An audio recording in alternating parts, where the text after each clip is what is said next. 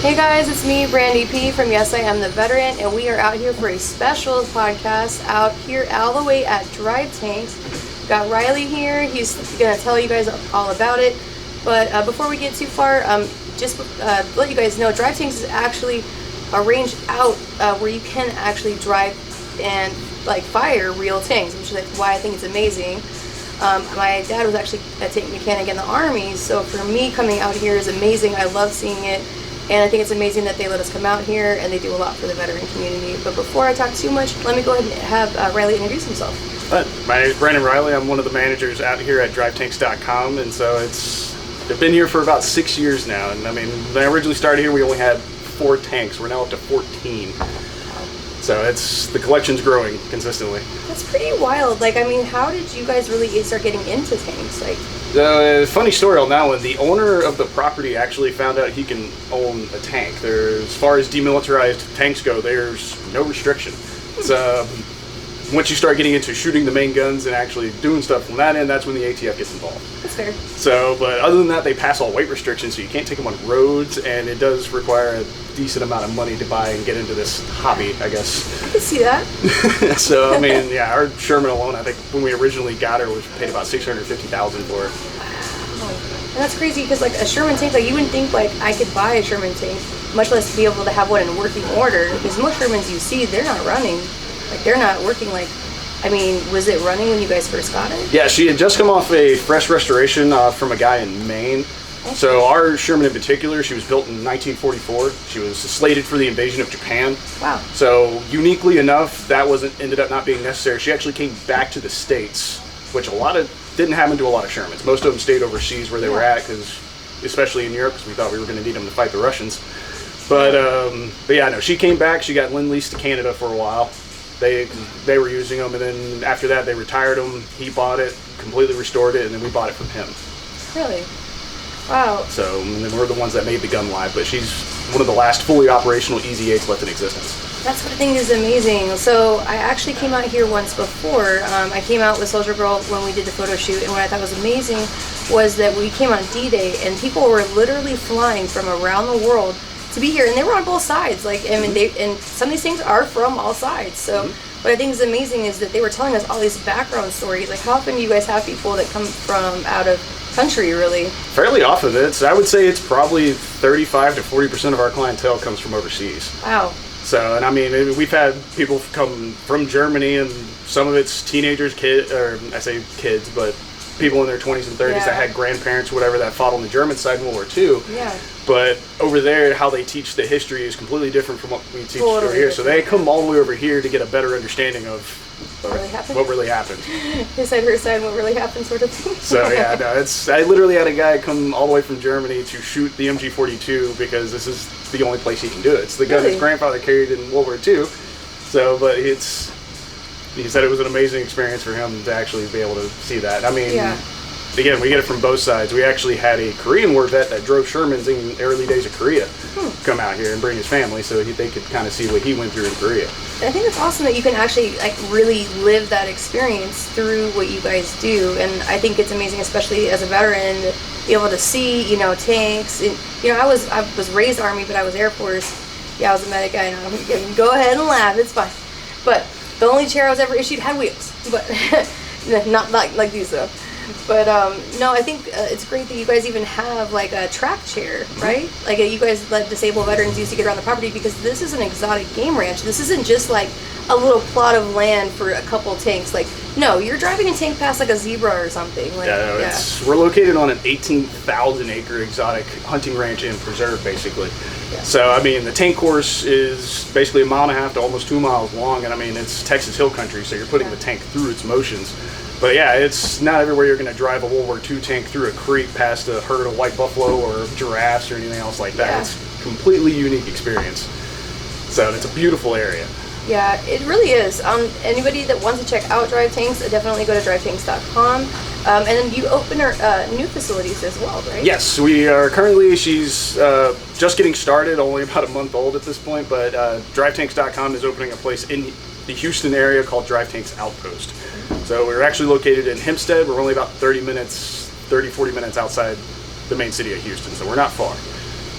It's like not like close enough but not far enough. It's like keeps you just out of trouble. But I think it's pretty awesome that you guys have that in Houston. I mean, especially for veterans out there, people just wanting to check out those tanks. I know that you said like you started with just a few, but I mean you expanded so much here. Like it quite literally is a World War II or I and II museum. Like you never know what you're gonna see. Like when you walk through here, like we're quite literally in the Patton's lounge. Yes, right? so this is the Patton Lounge. I mean, it's an absolutely beautiful area, but we decorated specifically for World War II era and basically in honor of the great man himself. So we've actually had one of Patton's grandchildren up here, John Waters. No way. So we had drinks with him and everything else, and he was a tanker in Vietnam. He actually served on M60s and the M50 Antos. Wow. So he had a lot of cool stories. I can just imagine, like, you know, like the historical figures that, you know, like their grandkids, you know, or you hear about coming through. Like, there's so much history here. I love history, so I think this is great. So, Riley, can you tell us like a little bit about what you guys do with some nonprofits? I think I've heard a little bit about what you guys have done in the past. Yeah, of course. So we have a Drive Tanks charity program that we work with a lot of different organizations, probably up to about 50 or 60, ranging from, we just got reached out. There's a new organization called Map for Vets based out of Houston. They want to work with us. We've worked with Stars and Stripes. We've worked with Make-A-Wish Foundation actually as well. Amazing. So, but we offer basically a huge discount on some of our packages and for silent auctions and things like that. And that way, basically their minimum bid is what they would end up paying us so we can cover our maintenance cost. Yeah. And that allows us to continue operating while still supporting these organizations. But I mean, we've had some of our packages go for $5 to $6 grand. In 2019, we raised about $500,000 for various organizations. It was a huge year for us. So, and then COVID hit, kind of ruined everything. But we're slowly rebuilding. Organizations are coming back out of the woodworks again. I mean, this year's going to be a good year. Oh yeah, and honestly, like you guys have had, like, I mean, it's like every time, like I hear there's more tanks, there's always something being added. You guys are always changing things and adding, like it's never the same experience twice. No, it's constantly getting in new stuff. I mean, just this past year we got in RPGs. So we're actually capable, it's dummy training RPGs, but it's still shooting an RPG, which there's nowhere else in the world you can do that. Right? So without going to jail, yeah, usually. Not unless you join the military and start playing with AT-4s and stuff like that. No. You're not going to get a chance to shoot a rocket It's launcher. just not the same with a civilian or veteran anymore. Yeah. So it's an awesome experience. Yeah, I mean, we're working on getting in new guns, new tanks. It's always a constant search. Yeah, I can imagine, like, it's probably not easy to find, like, tanks. I mean, unless you're, like, what, are you going to, like, eBay? What do you do? No. So we have a lot of connections overseas, in Europe and England especially, because that's where a lot of the World War II community is. Yeah. And a lot of that stuff's here in the States. We just kind of wait for it to pops up on auction from time to time, or it finds its way in the States, and somebody who tried to restore it can't afford it anymore, and so they try and sell off the project. So when we finish it, I mean, we have a tank that we've been restoring for a while. She's an original Stug 3 from World War II. Wow. So she actually served under Rommel in the Africa Corps. Really? So we bought her out of England, got her shipped over here. She had a bit of an overheating issue in England, so when we got her to the Texas heat, she did not like it at all. So we had to do just about a complete rebuild on it. So it's a work in progress, but as far as history goes, she's got the most. She's got combat damage, she's got everything. Yeah, and honestly, I mean, if you were looking closely at the bar, I mean, like, literally, those weren't shot glasses that were on the bar. No, so for the shot glasses, they're 23 millimeter rounds out of an IL-2 Sturmovik, the Russian ground attack plane. A guy who used to venture over to Russia quite a bit, and he used to take a metal detector along the roads. See what he could find? And see what he could find as casing, because basically those planes would just strafe German convoys on the roads, and those casings would just fall alongside. Oh, yeah. So you'd be amazed how much unexploded ordnance and things like that get left behind even today. Yeah, that's kind of like horrifying, but very true. Unfortunately, especially in places that, you know, people were, you know, very much using that. It's not like they come back and say, hey, let me go get that. Yeah. So as far as, like, you have a flamethrower here too, right? A bunker burner? Correct. From World War We II? have a Vietnam-era M9 flamethrower. So it's basically an upgraded version of the one we used in World War II. So a little bit safer, shoots a little bit further, and I mean, it is toasty. Just a little safer, okay? Because it is still a flamethrower. Yeah, and they don't mean like a cutesy one that you buy from like Lowe's. No, they mean like the actual one with like the backpack that you strap on. Like what I thought was wild was when we were using it, we actually had people from that era that came up to us and they were like, no one ever would want to actually use that. And I was like, well, why? and they were like, well, we actually, people would actually target them, and so like he said he'd like peed himself because he was so afraid. He was like, that was the scariest 4 hours of my life holding that, because he really thought he was going to be targeted. Yeah, due to the limited range of the weapon itself, I mean, you got to be point man, especially they were really only used against heavy fortifications, just because of the weight and everything else and the limited use of them. So you're basically charging down a bunker complex or a line of trenches with this thing, and it's not something no one volunteers for. Yeah, no. Yeah, I mean, like, you think like it'd be cool to have a flamethrower, but I mean, trying a flamethrower and imagining what it would be like are two different things. It is toasty.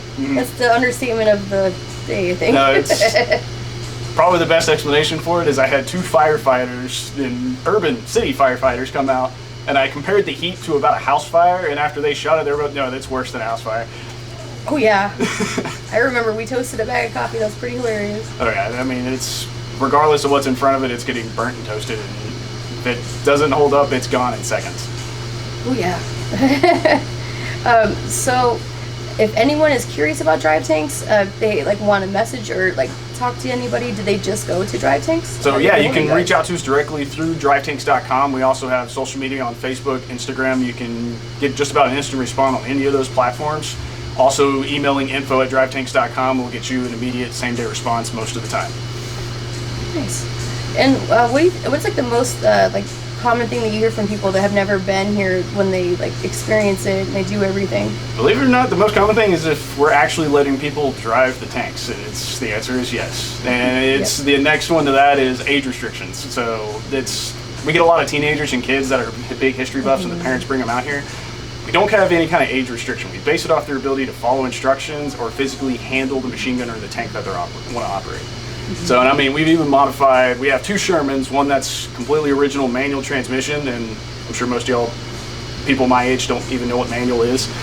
So, trying to teach somebody younger how to drive stick is... Not gonna take, that's not where I would learn it. Yeah, exactly. They get very intimidated very fast. So we actually have one of our Shermans that's modified for a automatic transmission. What?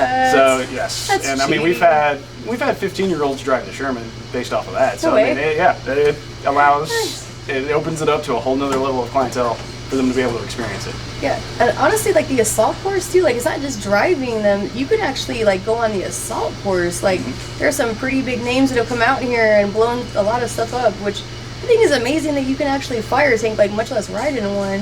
How is that? So we're currently really the only ones in the world doing it on the scale that we do.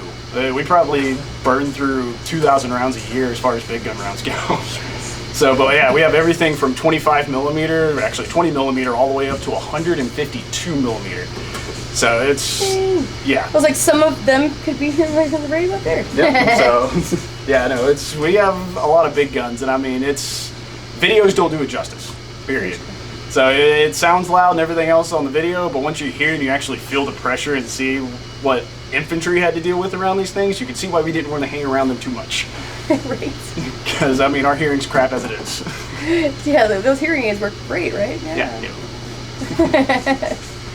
But, yeah, thank you so much for letting us come out here today. I mean, anybody that's watching, I can't tell you enough, check out Drive Tanks. I think it's amazing. You guys will definitely appreciate the experience. Like I said, I can't wait to check out more stuff here. But is there anything else that you wanted to let anybody know before we wrapped up? No, that's pretty much it. Definitely follow us on Instagram, social media, and stuff like that, because we do run a lot of specials. So especially gift cards and things like that, especially during the holiday time of year. So follow that, and by all means, you'll eventually get your chance to come out here and drive and shoot a tank. Do it. You have to, you guys. Definitely, this is one of those bucket list kind of things. I can't recommend it enough. But location. Yep. So this is actually out in Uvalde.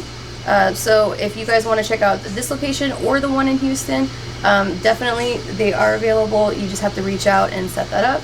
But have a good rest of the day, guys, and check out some of the videos we're going to be posting as well. What do you think?